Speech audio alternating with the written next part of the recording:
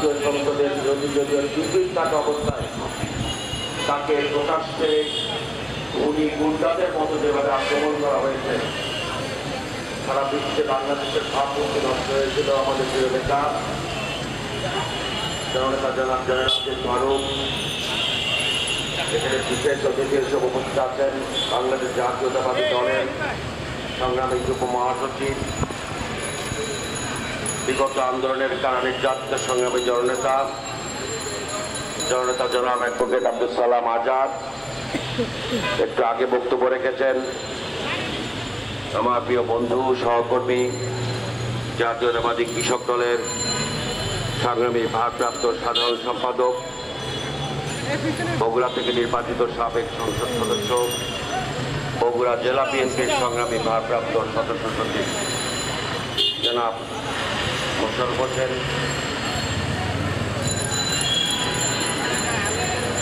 ইসমাইল হোসেন সিরাজি এবং গণতন্ত্র ফোরামের বিভিন্ন পর্যায়ের নেতৃবৃন্দ, সংগ্রামী ভাই সভা, আসসালামু আলাইকুম। আজকে প্রচন্ড আবহাওয়ার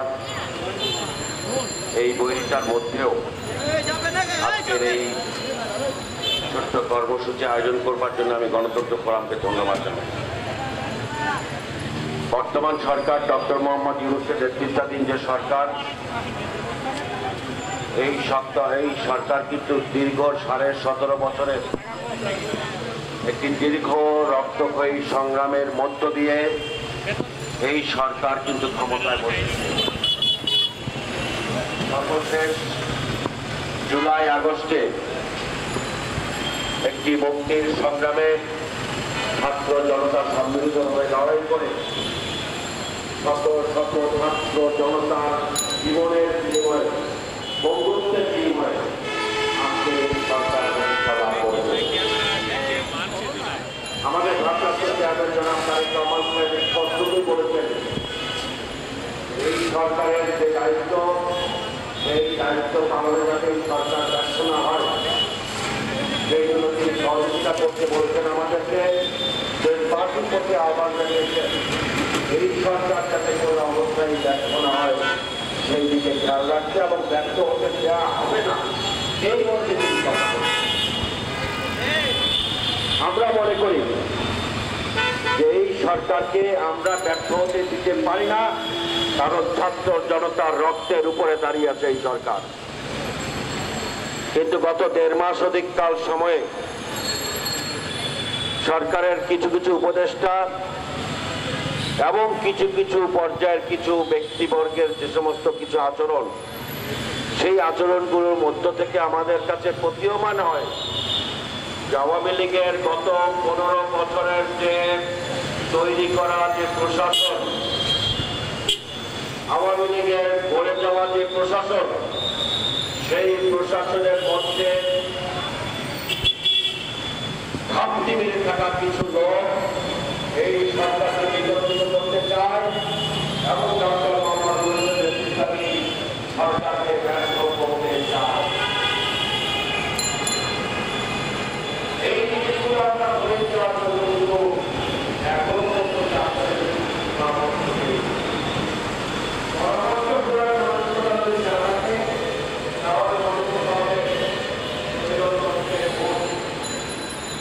এখনো আমাদের এই বেশিরভাগের জন্য এই স্বৈর শাসকের বিরুদ্ধে এই যে 17.5 বছরের আন্দোলন, সেই আন্দোলনকে ব্যর্থ হতে হবে এরকম কোন কাজ আপনাদের দ্বারা পরিচালনা করি না। অনুষ্ঠানের যে প্রস্তাব, সেই প্রস্তাবগুলো বেগম খালেদা জিয়া এবং জনাব তারেক রহমানের পক্ষ থেকে যে 31 দফা সংস্কারের প্রস্তাব করা হয়েছে, একটি স্বাধীন সার্বভৌম গণতান্ত্রিক অর্থনৈতিক সমৃদ্ধশালী বাংলাদেশ গঠন করার জন্য সেই প্রস্তাবগুলি কোনো কিছু দেখে বাকি থেকে সেই বিষয়ে আপনারা প্রস্তাবনা দিতে পারেন, যে কোনো নাগরিক দিতে পারে, সেটা স্বাভাবিক, সেটা আমাদের নেতা অবশ্যই গ্রহণ করে। কিন্তু সংস্কারের নামে নির্বাচনী প্রক্রিয়া যদি আপনারা বিধায়িত করেন, তাহলে ওই আওয়ামী লীগের যে নেতারা বেচারা কাঁপিয়ে রয়েছে, তারা যদি আপনাদেরকে ব্যর্থ করার চেষ্টা চালাবে। দেশে ভারপ্রাপ্ত চেয়ারম্যান যারা তালিকাও আছে, দীর্ঘদিন যাবৎ বক্তব্য দিয়ে বলেছেন আমরা মানুষের ভোটের অধিকার প্রতিষ্ঠা করতে চাই। ভোটের অধিকার প্রতিষ্ঠা করার পরে ভোটকে বাংলাদেশের জনগণ তাকে নির্বাচিত করবে, তারাই দেশ পরিচালনা করবে। ভোট দিতে হবে এই কথা তিনি কোনোদিন বলেননি। আমরা মনে করি ভোটের অধিকার প্রতিষ্ঠা করা হয়েছে আপনাদের জন্য সবচেয়ে বড় চ্যালেঞ্জ। কারণ অনির্বাচিত সরকার কংগ্রেসের সংস্কারও করতে পারে না, অনির্বাচিত সরকারের সংস্কারও প্রশ্নবিদ্ধ হয়ে থাকতে পারে। অতএব একটি সুষ্ঠু, নিরপেক্ষ, অবাধ, গ্রহণযোগ্য নির্বাচন করার জন্য যে ধরনের সংস্কার প্রয়োজন, সেই জাতীয় সংস্কারগুলো অতি দ্রুত হাতে নিয়ে সেই সংস্কারগুলো বাস্তবায়ন করে জনগণ যাকে নির্বিঘ্নে নির্ভয়ে যাকে ভোটে নির্বাচিত করবে, তারাই বাংলাদেশকে আগামী দিনের বাংলাদেশ নির্মাণের যথাযথ সংস্কারের কাজ করবে, সেটা আমরা বিশ্বাস করি। এখনো সময় আছে আওয়ামী দোসরদের বিরুদ্ধে আপনারা এখনো সতর্ক হন।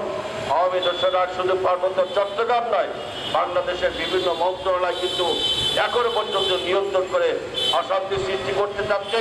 বাংলাদেশের যে গণতন্ত্র, সেই গণতন্ত্র ভঙ্গ করতে চাচ্ছে।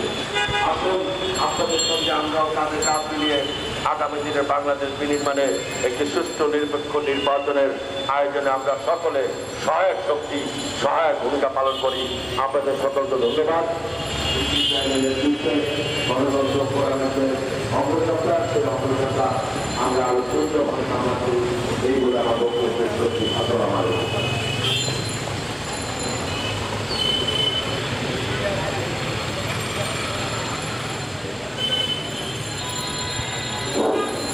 এ পর্যায়ে বক্তব্য রাখবেন আজকের অনুষ্ঠানের প্রধান বক্তা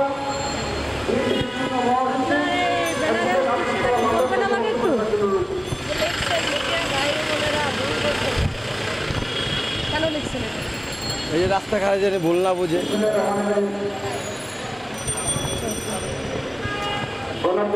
আয়োজিত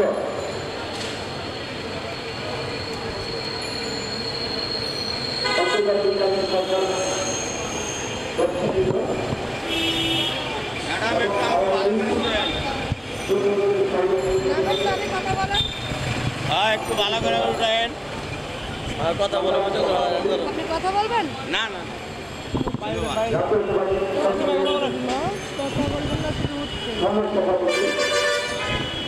ছাত্র রাজনৈতিক কিংবদন্তি জনাব আলহাজ ইব্রাহিম খলিল, জাতীয় স্মৃতি ইতিহাসের সাথে সর্বজনের কাছে খ্যাত, বিশেষজ্ঞ বক্তব্য রাখেন জাতীয় নির্বাচনী সদস্য, একজন ভালো বক্তা, আমাদের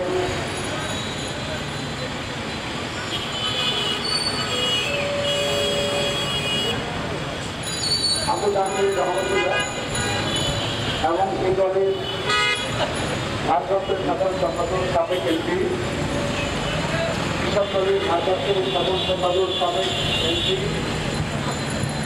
মোশাররফ হোসেন সহ এই সংগঠনের সমস্ত নেতৃবৃন্দ, আমার সাংবাদিক ভাইরা,